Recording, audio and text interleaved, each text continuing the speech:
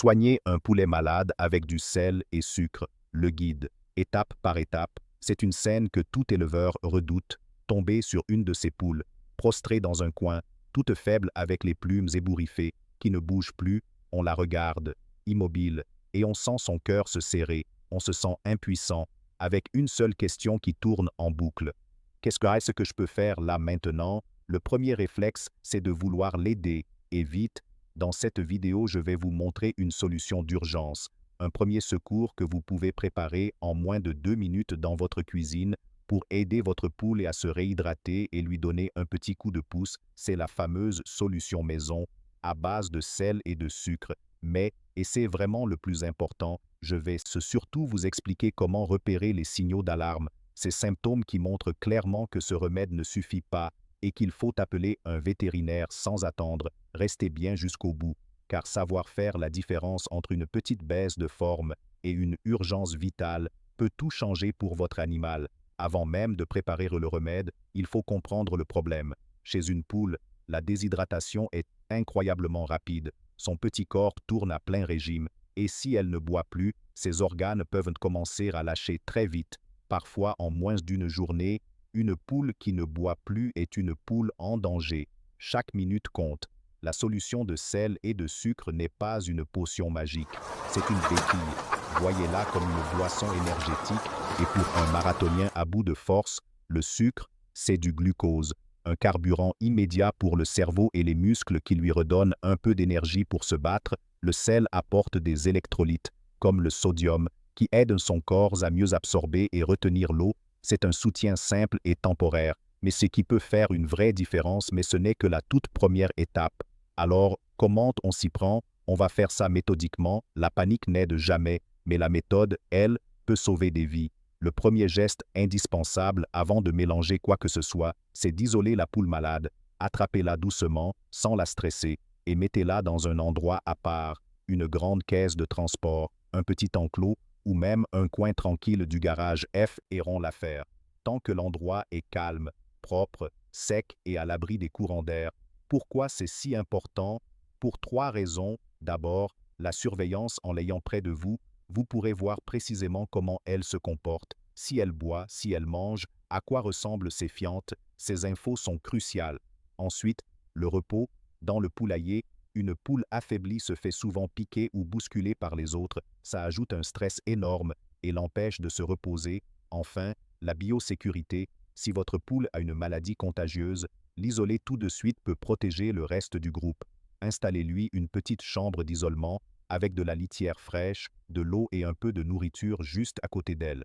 Passons ensuite à la fameuse recette. C'est simple, mais il faut être précis. Il s'agit d'une recette de dépannage d'urgence. Si vous avez accès à des solutions de réhydratation commerciale formulées pour la volaille, elles sont toujours préférables. Pour 1 litre d'eau, il vous faut une cuillère à soupe de sucre blanc, car le sucre simple est parfait pour un boost d'énergie rapide, et une cuillère à café de sel fin.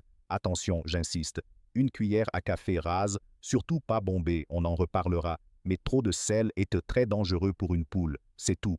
Pas de vinaigre, pas d'ail, rien d'autre pour le moment. On cherche l'efficacité pure et simple.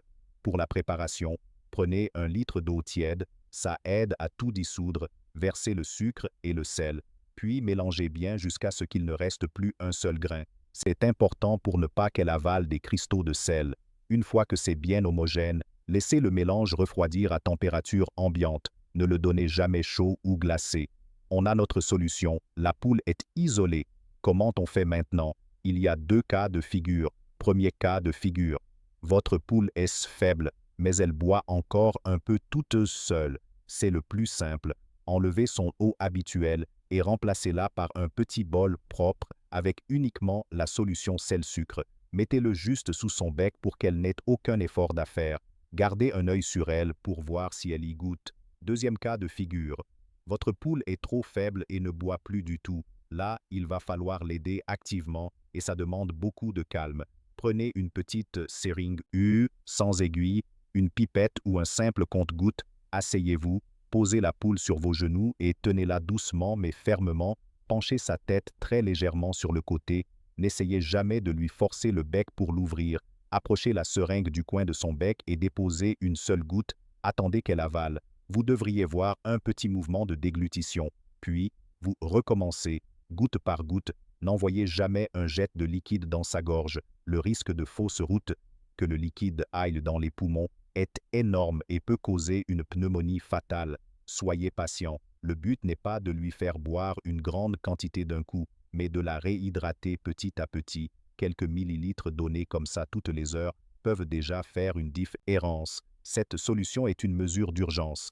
Pas une boisson de tous les jours, ne la donnez que pendant 12 à 24 heures maximum. Cette période est votre fenêtre d'observation. Pendant ces quelques heures, transformez-vous en détective. Notez tout.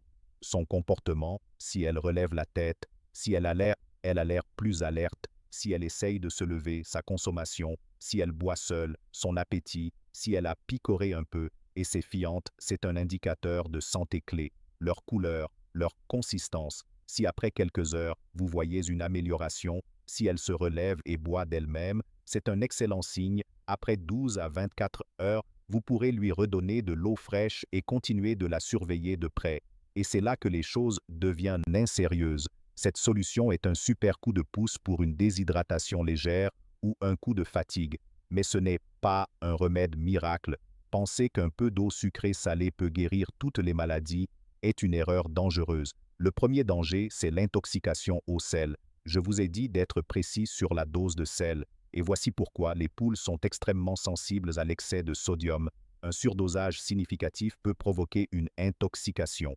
Les symptômes sont terribles. Une soif intense, des diarrhées liquides qui aggravent la déshydratation, une grande faiblesse, des troubles nerveux comme des tremblements, et ça peut aller jusqu'aux convulsions et à la mort. Donc, retenez bien ça. Mieux vaut pas assez de sel que trop. Respectez la dose d'une cuillère à café rase par litre. Si vous avez un doute, mettez-en moins et ne donnez jamais à vos poules des restes de table très salés. Maintenant, le point le plus important, la solution sel-sucre donne de l'eau et de l'énergie. Point, elle n'a aucun principe actif pour combattre une infection ou des parasites.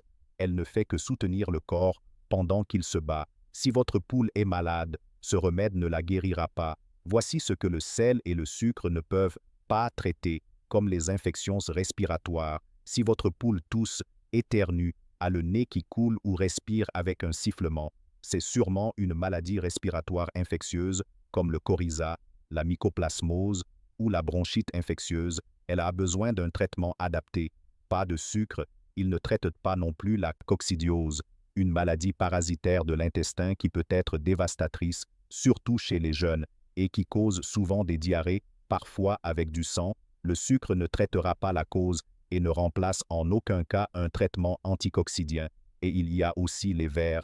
Une forte infestation de vers peut rendre une poule anémique et très faible, et seul un vermifuge sera efficace. Sans oublier les intoxications, si votre poule a mangé une plante toxique, elle a besoin d'un traitement spécifique et de soins vétérinaires intensifs, pas d'eau sucrée. Et enfin, les maladies virales, des maladies comme la maladie de Marek ou la bronchite infectieuse ne sont absolument pas soignées par cette solution.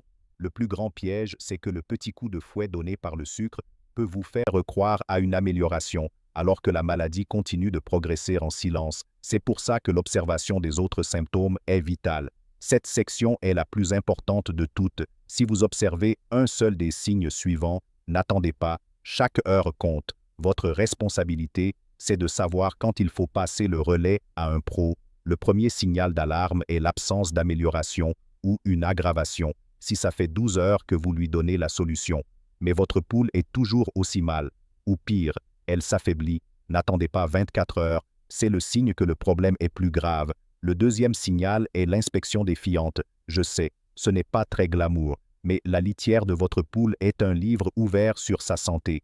Faites attention à une diarrhée qui persiste. Si elle continue après 24 heures, ce n'est pas normal.